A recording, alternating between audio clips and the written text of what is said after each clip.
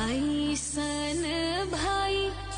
तो जी हाँ मेरे दोस्तों, अभी तक तो आप लोगों ने सभी स्टारों का रक्षाबंधन देख लिया होगा, लेकिन ट्रेंडिंग स्टार खेसारी लाल यादव का इस बार का रक्षाबंधन आप लोगों को देखने के लिए नहीं मिला था। इसी का बेसब्री से इंतजार बहुत सारे खेसारी भैया के फैंस कर रहे थे, तो मैंने भी सोचा कि क्यों ना इस बार का रक्षाबंधन खेसारी भैया कैसे मनाए, उनके फैंस को दिखाया जाए और अपने किस बहन से खेसारी भैया इस बार राखी बनवाएं।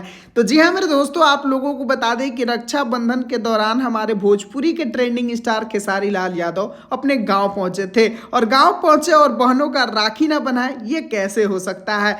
तो स्क्रीन पर आप लोग देख सकते हैं कि हमारे ट्रेंडिंग स्टार ने कैसे राखी बनवाया और कैसे रक्षाबंधन का त्यौहार मनाया। वैसे आप लोगों को बता दें कि विकास सिंह वीरप्पन का जो गैस का एजेंसी था, उसका ही उद्घाटन करने खेसारी भैया गांव गए थे और रक्षाबंधन बिता के ही गांव से लौटे।